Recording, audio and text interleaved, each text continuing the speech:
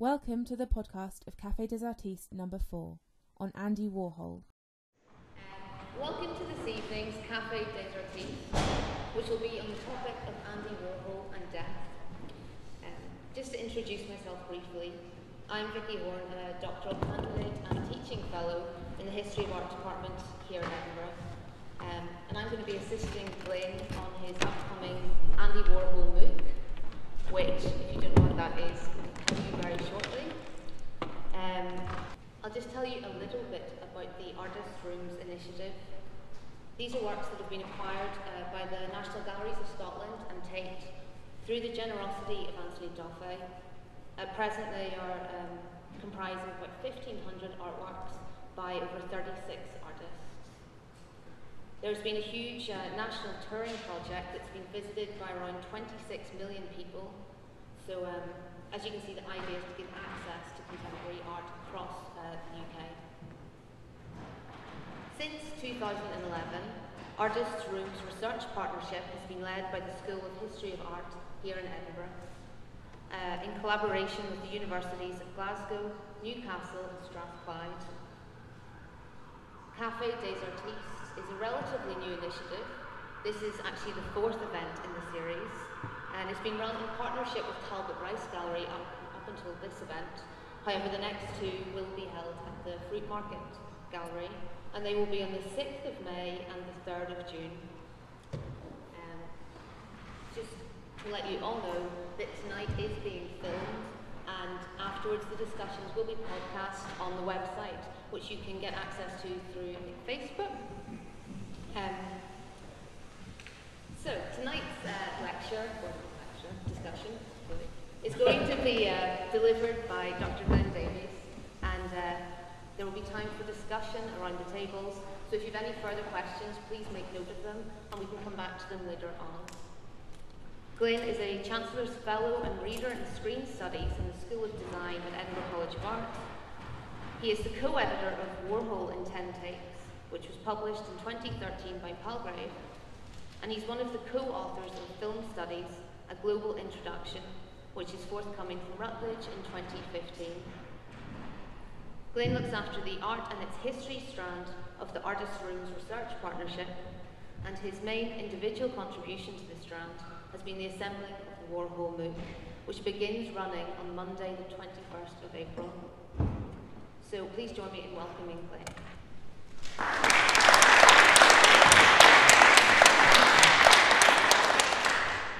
Pausing before I said anything. Good evening, it's very nice to see you all here. Thanks very much for that introduction, Vicky. I can hear myself through this, so I'm presuming that you can all hear me relatively clearly. I'm going to stay seated. If you really want to see my ugly mug, there's a huge amount of it on the forthcoming MOOC anyway. You'll get very bored of my face if you do sign up for that. I'll start out by saying a little bit about this online course that we've been putting together, but what we're going to be doing this evening is, over the course of the next hour and a half, is to be expanding some of the content from one of the weeks of that course and to try out some of the content with you. What we're going to be doing is building in as well a couple of spaces for discussion so that we can talk about some of the material so that you don't just have to listen to us talk for the entirety of the evening. But I'd also like to give you a sneak preview of some of the video material that we've been filming. It's in rough edit, so it's not complete yet, but you can see 7 minutes of interview material coming up shortly. The reason that we're a little bit running behind schedule is we were trying to get sound sorted out. During the first break for discussion time, we'll finalise that so you can actually hear video content as well as just see footage of people talking on the screen. MOOCs are a relatively new initiative, massive open online courses. They're a new form of delivering content to interested audiences. The course that we're running on Andy Warhol is being done as a collaboration between the University of Edinburgh, the Tate and the National Galleries of Scotland, centring on the Artists' Rooms collection, but we've been jumping off from that and using a whole range of other works by Warhol that we've got, that we've been given access to. The course is structured into 5 thematic sessions. Over the course of 5 weeks, we will be looking at the topics of celebrity, sex, death, money, and time. And each week we'll be spending some time looking at those in some detail. In each week's session there are 2 key videos. Sometimes there's more than that actually, but there's always one of me giving a short lecture on this particular subject, and then there's another one of an interview with somebody who has worked with Warhol's estate.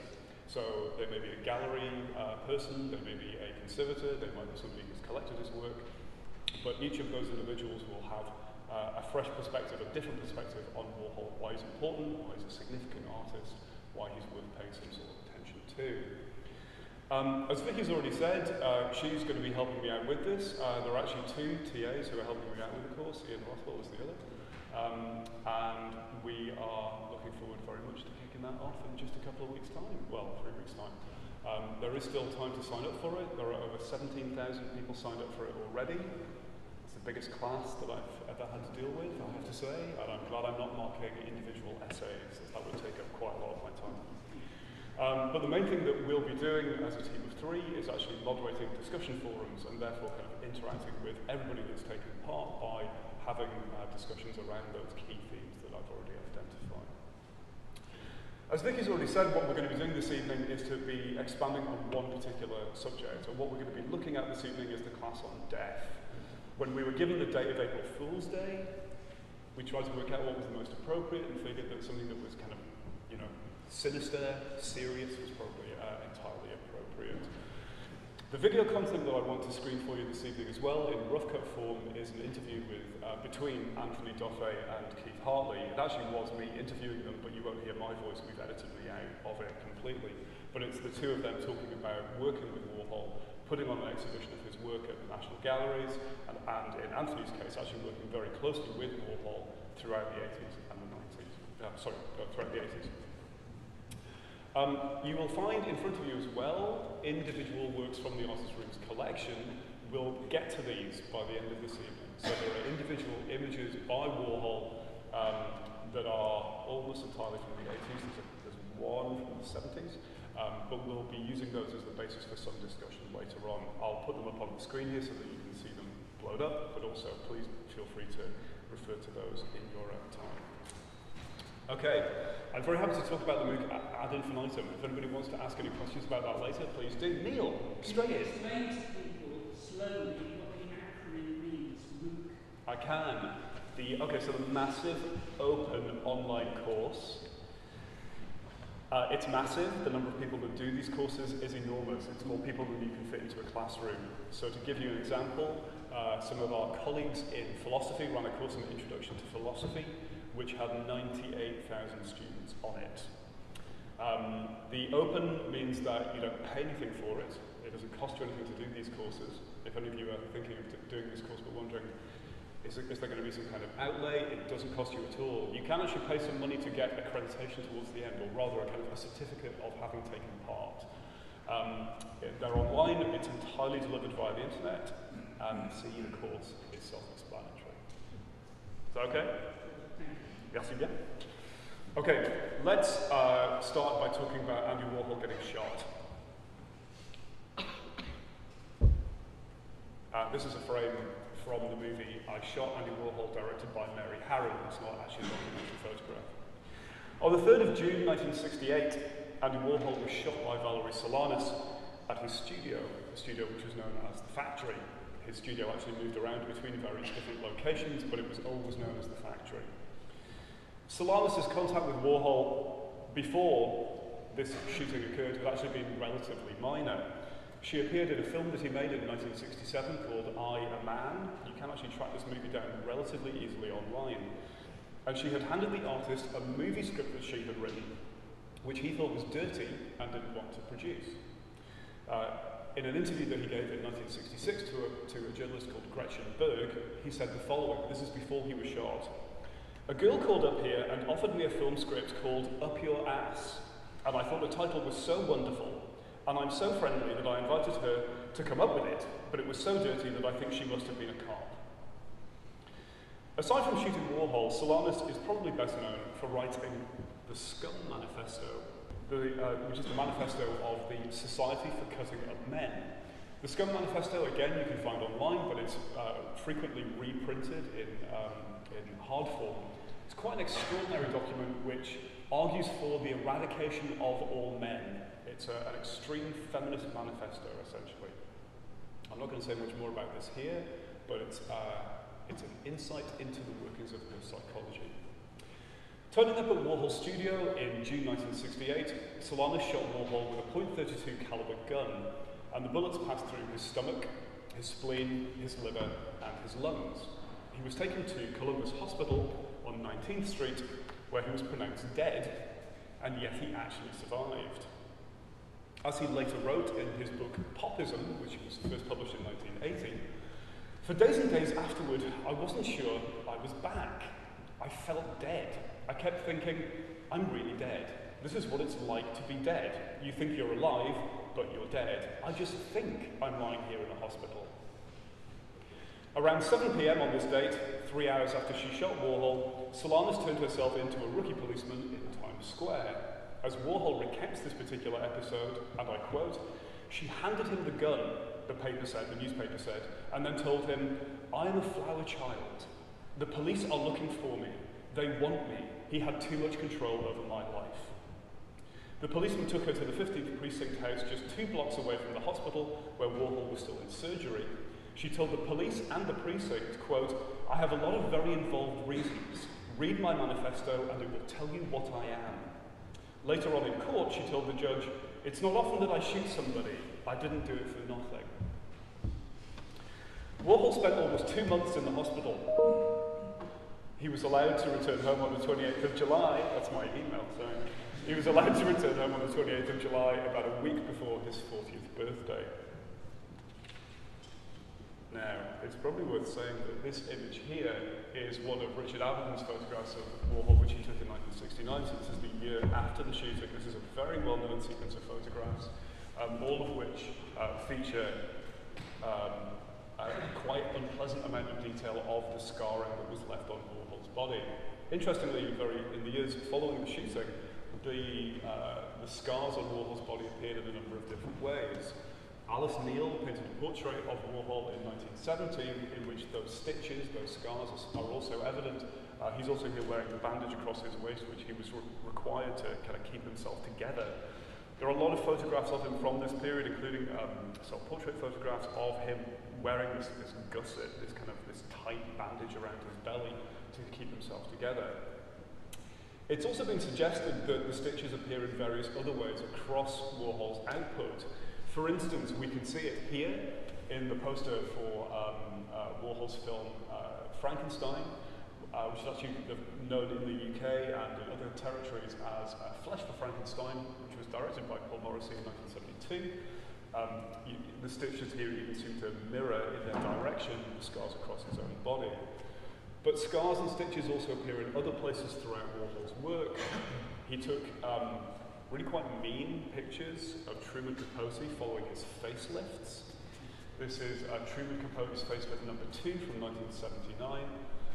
And we can also see stitch work appearing in the stitched photographs that Warhol made in the 1980s, most of which are usually given the date of 1986, but actually they were made over the course of several years between about 1982 and 1987. I'm not going to say any more here about sewing and stitching, but we can talk about this if you'd like to. Death, in case you haven't picked up on this already, is a major theme that runs throughout Warhol's work. However, that theme didn't start after the Solanas assassination attempt, as might be expected. As Warhol himself points out in Popism, the book that he wrote with Pat Hackett in 1980, he says, I was the headline of the New York Daily News, actress shoots Andy Warhol, 6 years to the day from the June the 4th, 1962, 129 die in jet, disaster headline that I'd silk-screened for my painting in 1962. The picture on the front page of the June the 4th, 1968 final was of Valerie in custody holding a copy of the day's early edition in her hand. This is the first edition of the paper from that particular date. The individual painting that Warhol is referring to here is this one, 129 die in jet, which is usually identified as the first picture in his very well-known Death and Disaster series of works. Now, depending on who's writing the chronology, this particular run of pictures runs from about 1962 to 1965, but may actually incorporate much later works, depending on which particular things you might want to incorporate into the series. Certainly the most prolific chunk of them was produced in 62 and in 63, and during this time Warhol was producing images of suicides. This is Suicide Fallen Body, 1962. One of the best known images is of somebody having plummeted from the Empire State Building, which of course, if you know Warhol's work, is interesting simply because he made an 8-hour film of the Empire State Building in 1964. There are pictures of car crashes. This is Orange Car Crash 14 Times from 1963. There are pictures of poisoned food. This is Tuna Fish Disaster from 1963. Pictures of electric chairs, of burn victims, of race riots. Now, according to Warhol, the idea for this series of paintings came from Henry Geldzahler, who at the time was a curatorial assistant at the Metropolitan Museum in New York. It's worth saying that this is a very Warholian move. He quite regularly during his career would say that the ideas behind his works were not his own and that they came from somebody else that he met or that he worked with. Geldzahler was identified as the source of the Death and Disaster series. We need to take this with a pinch of salt, however, as there were other points where he would say, this particular person came up with this idea for me. He stopped doing this quite so much in the 1970s when people started taking him to court, claiming that his ideas were their own and they deserved some of his money. Paul Morrissey, just to give you one example, Paul Morrissey, the director of Flesh for Frankenstein, once said of Warhol, if you want to talk about Andy's art, you should talk to his assistant Bridget Berlin. She makes it all anyway. And that particular comment does appear in other places with individuals, certain images that he worked with being seen as the kind of the guiding force behind particular series, particular ideas that he was involved with. One great anecdote is that Warhol produced a lot of pictures of money. He did paintings of dollar bills in the early 1960s. He made pictures of the dollar sign in the early 1980s. And one of the great anecdotes, possibly apocryphal, is that he was at a party in the 60s, said to somebody, what should I paint? I don't know what to be painting at the minute. And the person that he was hanging out with said, well, you should paint what you love. And he said, oh, I love money. And ended up painting money. But in this process, of course, once again, he de-authorizes his own work and claims that somebody else had the idea for what it was that he was doing. The Death and Disaster series has been discussed by a great number of individuals. It's probably Warhol's best-known series. There's a 1970 catalogue raisonné of his work, which was produced by, gosh, I'm going to forget who that was by, Crone. And there are 650 works in that catalogue raisonné, and about 150 of them are death and disaster pieces. So actually, during the course of the first run of his career, about a quarter of his works are identified as belonging to this series. The art historian Neil Prince has suggested that the death and disaster images provide a contrast to other works of pop art which seem to revel in the pleasurable surfaces of consumer products and advertising. So it's interesting to compare them with other very well-known works of pop art. Prince discusses the images of car crashes in the Death and Disaster series, and I do excuse the lecturer in me pulling this out as a quote, but hopefully this is better than me just reading it out off a piece of paper. He says, the automobile as a vehicle of social mobility and leisure was a proud attainment of the working middle class during the prosperity of the post-war years. The car crash turns the American dream into a nightmare. Pictures of car crashes provoke considerable anxiety in the modern viewer. Like the contaminated food in the Tuna Fish Disasters, the dark side of the Campbell's soup can paintings, they represent a breach of faith in the products of the Industrial Revolution by featuring consumer products that bring death. A really interesting comparison here then of the Death and Disaster works with the paintings that first made Warhol's name, the soup can paintings, which he produced in 1962 and which were first shown at the Ferris Gallery in Los Angeles, which are now identified essentially as the start of his pop art career. And there's a great book written by Gary Indiana, which is just about those paintings and how they are the crucial piece of work in understanding where he came from and how he made his name. In many of the Death and Disaster paintings, appropriated images are repeated multiple times across a canvas through silk screening, as you've already seen in some of the suicide and the car crash pictures there.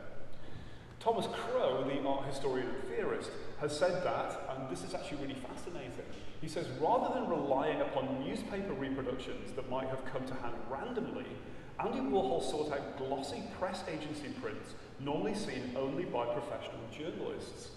Some of these photographs were apparently regarded as too bizarre or gruesome ever to see print. That is, they were barred from public reproduction precisely because of their capacity to disturb. So unlike, for instance, some of the pictures from newspapers of cartoons, Superman, Popeye, that he produced in earlier years, the Death and Disaster series was specifically picked out because they were quite unpleasant and may therefore have caused qualms for some of the people that were coming into contact with them. That process of appropriation we're going to open up for discussion in just a couple of minutes. But let's also just focus on the fact that repetition is a crucial component of many of these works. And in fact, repetition is a major element of Warhol's output that we can identify in his sculptures, his paintings, his films, and his working methods. What's interesting for us this evening, I think, is to try and explore how repetition is deployed in relation to his handling of death. Thomas Crow, again, in this very famous essay, which is called Saturday Disasters, says that the repetition works in a very particular way in relation to the death and disaster images, and it affects their impact on us. He says, the repetition of the crude images does force attention to the awful banality of the accident and the tawdry exploitation by which we come to know the misfortunes of strangers, but it does not mock attempt at empathy, however feeble. Does the repetition of 5 Deaths or Saturday Disaster, these are works from the Death and Disaster series, cancel attention to the visible anguish in the faces of the living or the horror of the limp bodies of the unconscious and dead? We cannot penetrate beneath the image to touch the true pain and grief, but their reality is sufficiently indicated in the photographs to force attention to one's limited ability to find an appropriate response. As for the repetition, might we just as well understand it to mean the grim predictability day after day of more events with an identical outcome, the levelling sameness with which real, not symbolic death erupts in our experience? In other words, he's basically asking here, what are the ethics of these pictures and how do they affect us because the pictures are appropriated and they're repeated in these individual silk screens? Okay, I'm going to suggest that we take a pause here and we're going to allow you some time to talk about these particular individual works, about the death and disaster pictures, but actually also just to begin talking about death in relation to Warhol. We're going to suggest that you use these questions as the basis for discussion around the table. Firstly, do Warhol's death and disaster images still have the potential to shock? Some of these you've already seen.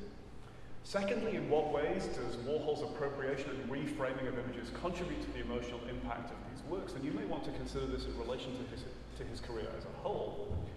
But thirdly, does the repetition of the images cancel out their force or contribute to it? What we're going to do here is we're going to give you about 15 minutes to have a chat with people around your table about this. We'll follow discussion as it's unfolding, and then we'll have a little bit of feedback time before we then progress on into the second chapter this evening. Thanks very much.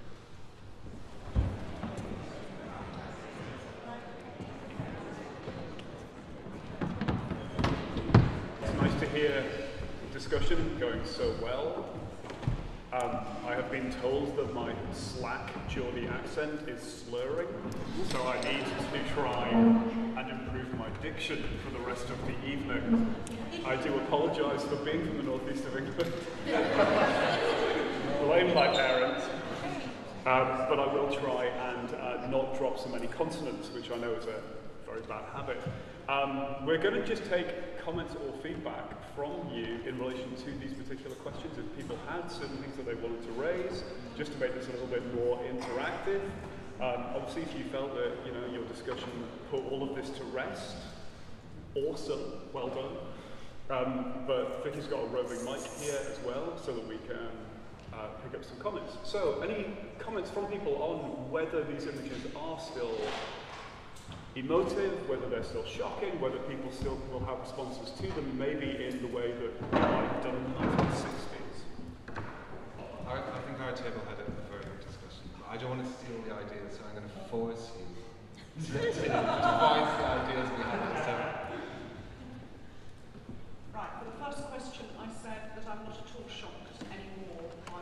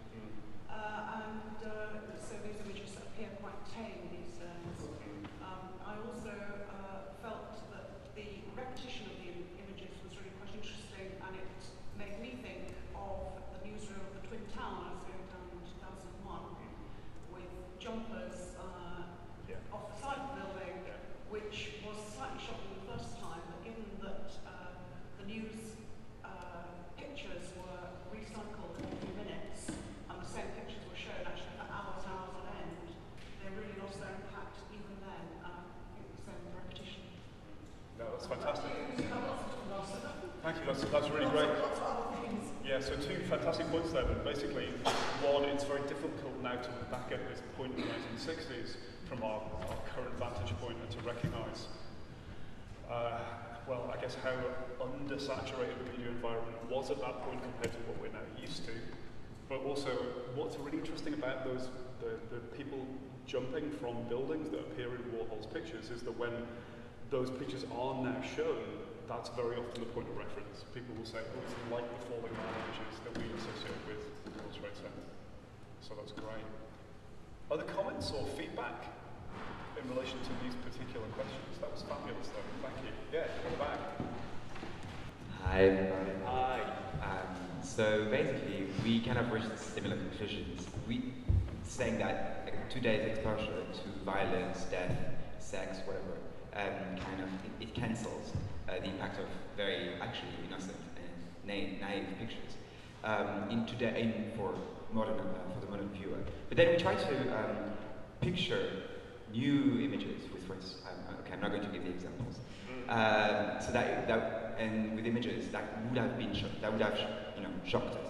And so that was a way to go straight away to your second and third question together regarding what would have been the impact of the repetition, the reframing, recreation, and the new colors, basically the pop-artization of this shocking image. And actually we cancel the kind of shocking aura of the pictures. I mean, so we've decided, right? Because it would become much more about the aesthetical effect, the forms, the colors.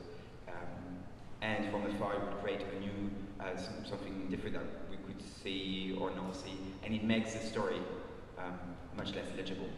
So it becomes really not work in its own rights. Yeah. No, that's excellent. Thank you very much. To a certain extent, I guess that's the kind of crux of the argument that Thomas Crowe's making as well. It's that if you repeat the images quite a lot and you are colouring them with a very bold colour, does it actually distance you from what it is that you're seeing there? Are you more focused on the effect and on the aesthetic than actually the content of all the images? Or actually does that repetition and that boldness bring it to the forefront so that you're much more aware of what it is that you're looking at? Great. Good stuff. Other questions? Other points here? Other responses to these? I suppose one way to think in terms of a reframing about the shock of these images, not necessarily either the content or the style, but when the images are framed in terms of having a financial value, does that impact on the shock value of the pieces that an artist will be profiting from the kind of dissemination of these kind of images? Is that a way in which you can approach reframing? That's not really a point or a question, it's just No, that's actually, it is a really good point in relation to this work. I was around when Warhol first appeared, which I suspect quite a few people in this room weren't, and they certainly shocked me at the time, but they've now become institutionalised, partly because of their financial value. They're in all the big art collections around the world, and they do lose something. I'm not sure that my kids would view it in the same way as I do. They're possibly a bit passé so far as they're concerned. And the brutalisation of society is going on. It's not maybe half as shocking for them as it was for me at the time. No, absolutely. I think we do need to think about these kind of generationally in terms of the fact that this was 50 years ago, that this was being produced, and therefore that the impact might be really quite considerably different. I think the issue of money is a very important one, though. The electric chairs, or actually, and other images from the Death and Disaster series are the most expensive Warhol pictures. One of them sold for $105 million last November. Snippet of price. Sorry, yeah? We were talking that saying these Death and Disaster images are shocking, not in the context of the internet or media today, but in context of his other work. Because a lot of times in survey classes, and survey art history classes, you don't cover those. You look at his most famous ones like the Campbell soup can, the Brillo pads, and the Brillo pad boxes. And so you see them and you don't expect someone who portrays himself as vacuous or containing substance below the surface is making art like this. And we were saying that the repetition both helps and hinders the content displayed because it helps you when color is employed. You can look at depth in different modes. It doesn't look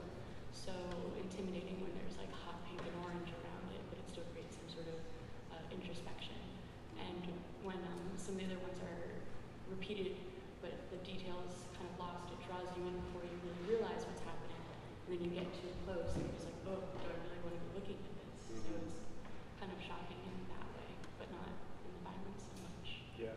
No, that's great. Thank you. Those are both really interesting. Certainly in relation to other bits of work by him that you may be more familiar with, then they may come as a bit of a surprise and the content may seem quite shocking. But no, you're right. Actually, what we're not seeing here is scale.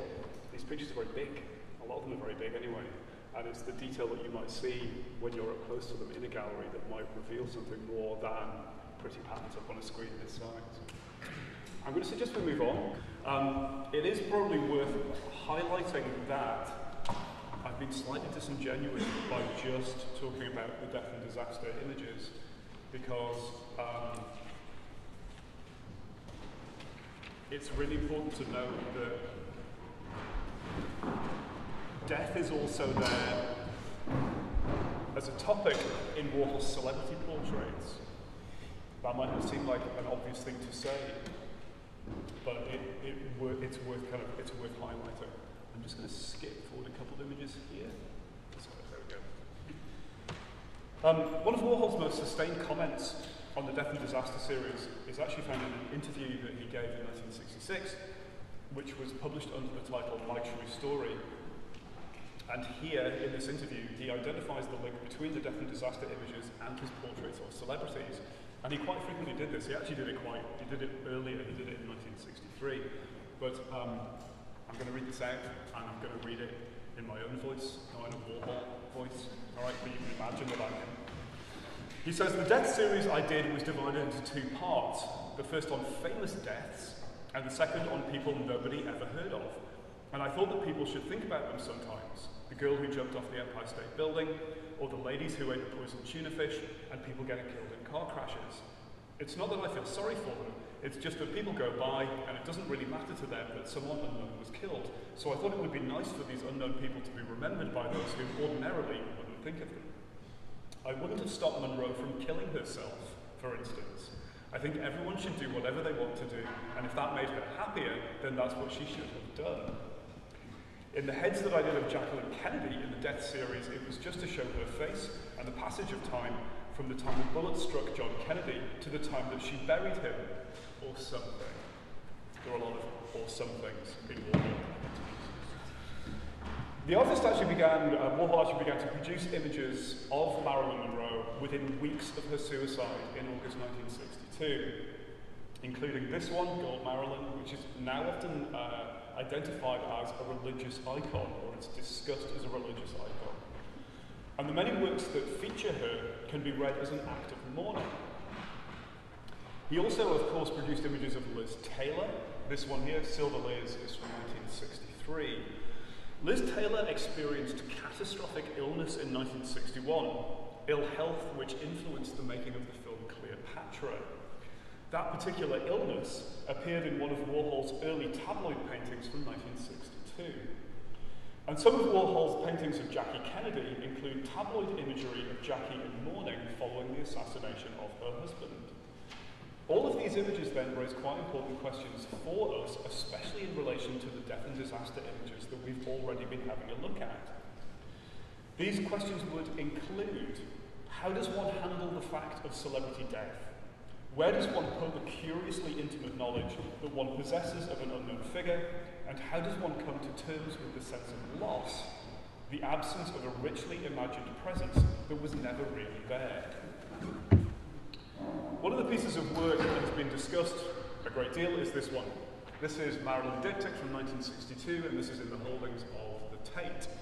You will see that we got backstage at the Tate and were able to film in front of this work in just a moment's time. This particular piece of work has been discussed by Thomas Crow, who I've already mentioned to you, and he's particularly good on this painting of Glyn. It's interesting what it has to say about death and how its components of repetition, how its diptych format actually influences our reading of it. He says, in the Marilyn diptych, Warhol lays out a stark and unresolved dialectic of presence and absence, of life and death. The left side is a monument. Colour and life are restored, but as a secondary and invariant mask added to something far more figurative. Against the quasi-official regularity and uniformity of the left panel, the right concedes the absence of its subject displaying openly the elusive and uninformative trace underneath. The right panel nevertheless manages subtle shades of meaning within its limited technical scope. There is a reference to the material of film that goes beyond the repetition of frames. On a simple level, it reminds us that the best and most enduring film memories that one has of Munro are in black and white. The colour that we add to her memory is supplementary. In a more general sense, she is most real and best remembered in the flickering passage of film exposures, not one of which is ever wholly present to perception. The heavy inking in one vertical register underscores this. The passage from life to death reverses itself. She is most present when her image is least permanent. So just to flip back to this image here, he's essentially suggesting that the pictures on the frames on the right-hand side seem more cinematic than the ones on the left, and that therefore they call to mind, or they may call to mind if you're familiar with Munro's movies, the films in which she appeared, and in particular the flicker of film stock as it passes through the gate of the projector. And how he therefore maps this in relation to life and death gives this particular work a certain sense, a certain depth. As has been identified here then by Anthony as he's talking through this particular series of works that he's very familiar with, death resurfaces as a major theme in Warhol's work throughout the 1970s and the 1980s. In other words, after his shooting. That story that he says is apocryphal about Warhol being brought back on the operating table, it's true. It's not apocryphal. At least it's in Warhol's autobiography. He actually details it. Right, exactly. How much of the content of that book is true is up for debate, it has to be said, especially as this is somebody who routinely changed his mind about who had done what he had done, when he did things. There are 10 different anecdotes I can tell you here, but I'll save them. No, but that story that he tells is one that appears in other places, and therefore it's as solid as we're probably going to get. In the late 1970s, mid to late 1970s, he produced a series of skull paintings, including this one here. This is the one that's in artist rooms that Anthony refers to. These were actually made in the same year as he made a series of images of the hammer and sickle. This is a very little known series of works by Warhol, but he often relates the two to each other. Anthony doesn't mention this.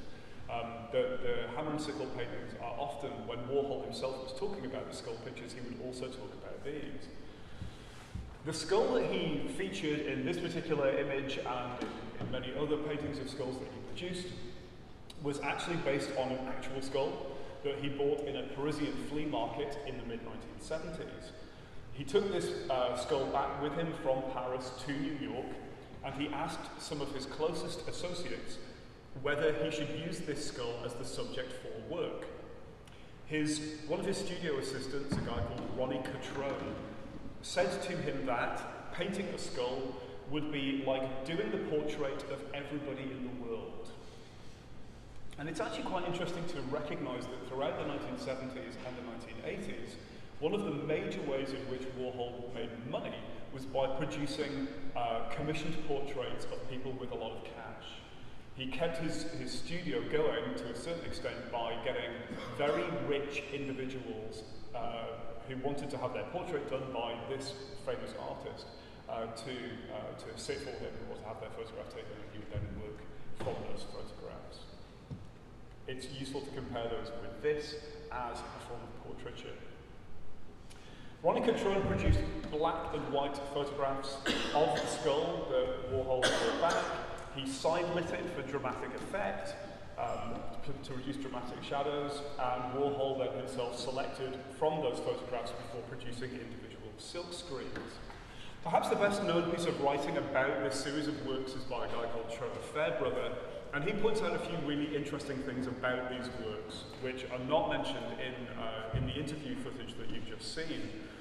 When Warhol produced these images in the 1970s, he and his factory circle were working with the European art market more closely than they ever had done before. And it's quite tempting to read this series of works as a new strategy to engage in pictorial traditions that had always been part of the old world art market. So it's actually a very specific process that they were undertaking to try and tap into a specific market by identifying that a certain kind of iconography might make more sense there. Fairbrother also identifies that these pictures should be seen in relation to other pictures of skulls, and that therefore they need to be seen as part of a romantic tradition of depicting skulls in fine art. He talks about, for instance, this one. This is Paul Cézanne's Young Man with a Skull from 1896 to 8.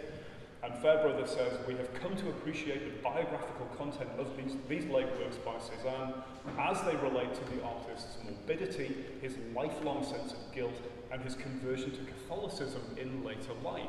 This is a really interesting parallel with Warhol, a guy who was Catholic, remained Catholic throughout his life, regularly attended church, and also clearly, as has been identified, had a very strong sense of his mortality. For Warhol, what is interesting, I think, is that he relates these pictures, his skull pictures, to the hammer and sickle. His most overt statement on this was that he said it was a political thing to do. And he said, and I quote, "We've been to Italy so much, and everybody's always asking me if I'm a communist because I've made paintings of Chen Mao. So now I'm doing hammers and sickles for communism and skulls for fascism." As with any Warhol statement, we need to work out whether to take this seriously or whether it was a very calculated statement, but it's certainly a very interesting way to read these, with the skulls and the hammer and sickle actually being seen as representative of very different political ideologies at this specific point in his career. As Anthony Duffy points out, then, there are a whole run of different images that Warhol produces late in his life which are about death. There are the self-portraits, featuring skulls and strangulation. This is one of that series. This one, again, is in the Artist Reams collection. This is from 1978. He produced the 1981 picture of guns. Actually, there's a whole bunch of different pictures of guns that he produced, but they're all based on the same .32 caliber pistol, which, as Anthony mentioned, is similar to the one with which he was shot. In the mid-1980s, he was producing stitched photographs, which I mentioned earlier, including this one here. This is of skeletons from 1986. This was actually, he produced about 500 odd stitched photographs. This was one of the, I think it's the only one that was produced in a kind of a series, a collection, a multiple, sorry, for Parket magazine. And they were actually put as an insert into Parket magazine in 1986. So everybody who bought the magazine got a copy of this particular piece of work. But there are other stitched photographs which feature anatomy lessons going on, so corpses being dissected, bodies on operating tables. He also, towards the end of his life, was still producing pictures which featured death. This is Fate Presta from 1981, which is actually a picture of an earthquake. It's yet another image of a headline.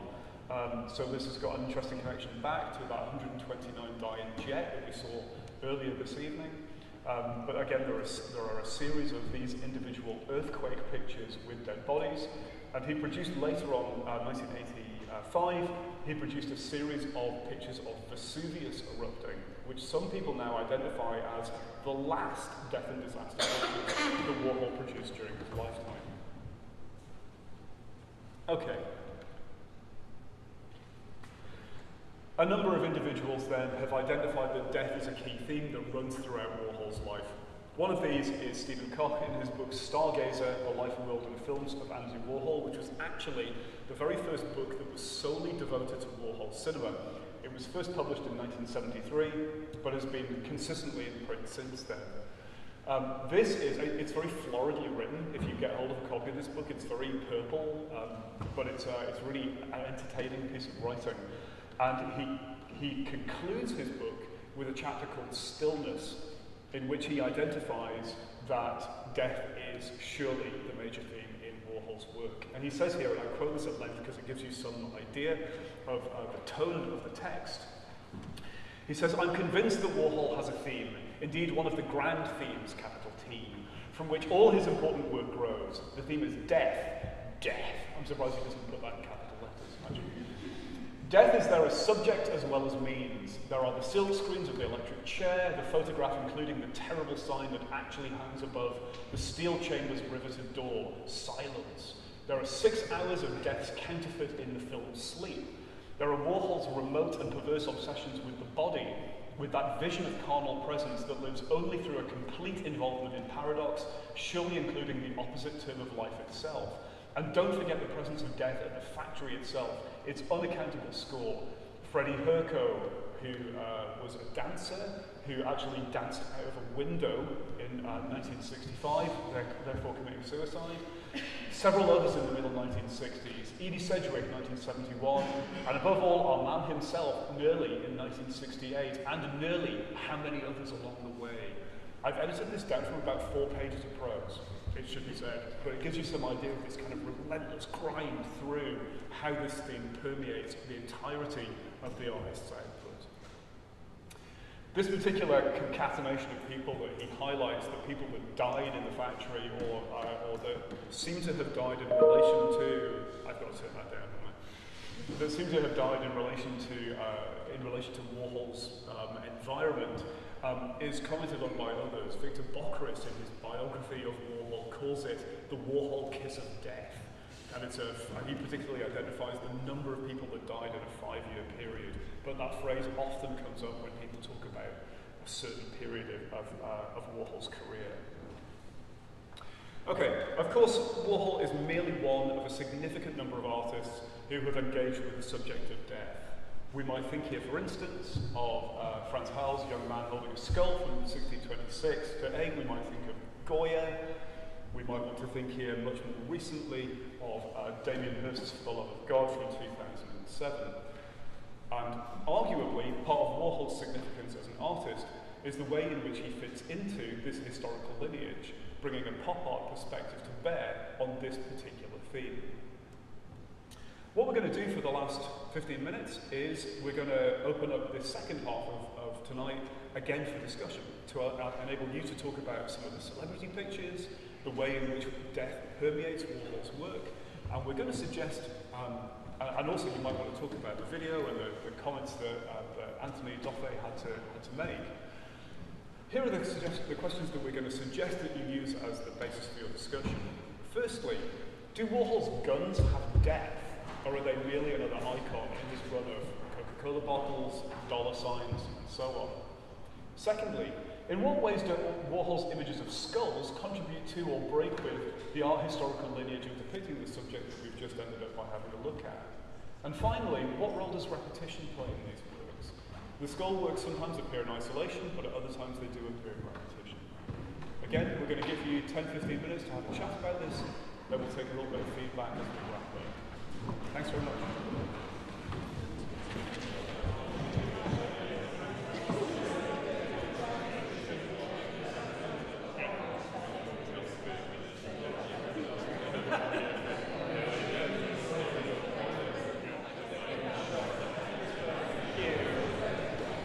Lovely to hear again. Fantastic conversation going on. We need to be out of this space well before 8.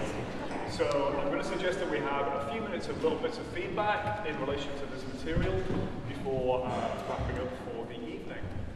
Okay, the second half of this evening obviously shifted direction. We were having a look at celebrity works. We were having a look at the broader kind of permeation of Warhol's output by the theme of death. I'm particularly interested in how people responded to these questions, but obviously any other broader comments that people have got to make would be very helpful. Anybody like to kick us off with what the kind of major points you had that you were discussing? Fabulous. Thank you. But I thought that a lot of these images had to do with the kind of troubled sense of masculinity and passivity. That the gun and the strangulation in both of these images, one he's being strangled, him being shot by a woman, a radical feminist. And someone at this table mentioned that this is as a gun is a kind of woman's pistol. This notion of Warhol's relationship with death as being almost a kind of passive, gendered relationship with death. And maybe a symptom of a struggling or threatened sense of his masculinity, which I think you get with his, how he perpetuated himself as a very fairy, camp figure. That as much as to do with death, these images have to do with kind of threat and that's actually really fascinating. And in exactly the same year that he produced the pictures of dollar signs and of the guns, he produced the pictures of himself in drag.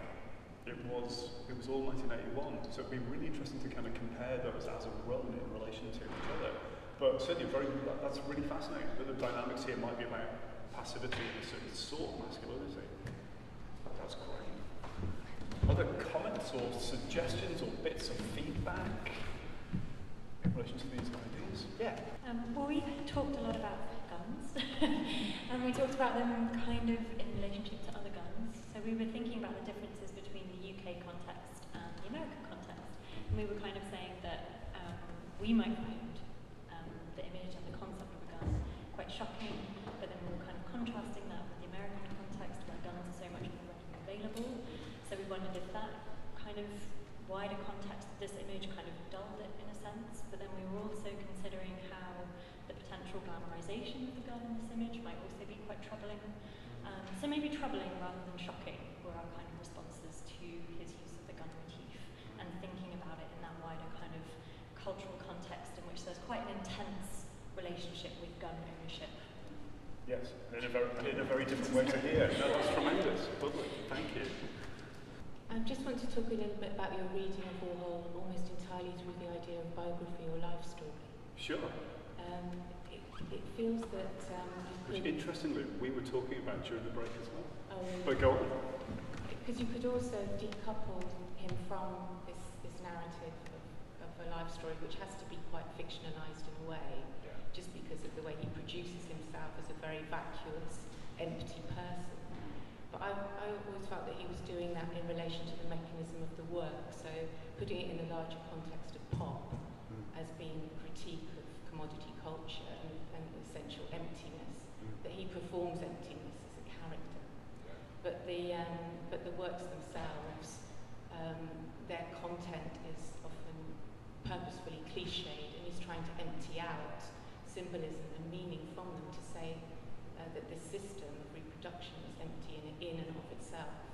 So then the later discourses from Baudrillard or Barthes about the medium itself containing death seems more powerful than the individual idea of him having been shot as the cause for the work, and whether actually that is his power, not this narrative. In fact, the work is, you could say, all photography or all reproduction is essentially death.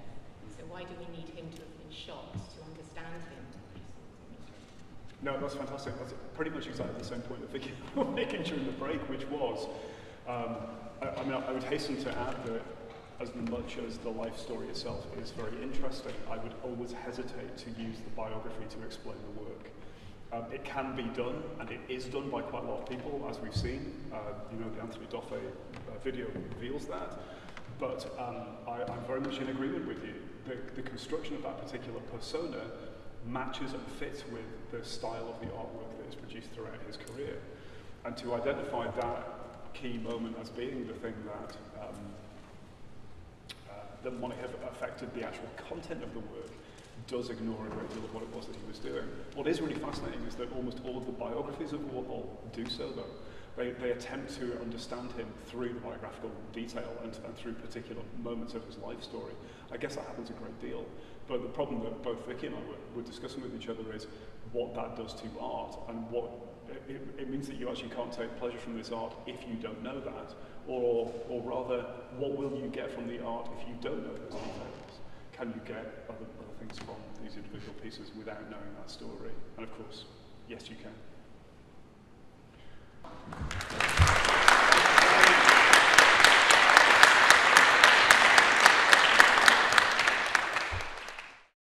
Thank you for listening to the Café des Artistes.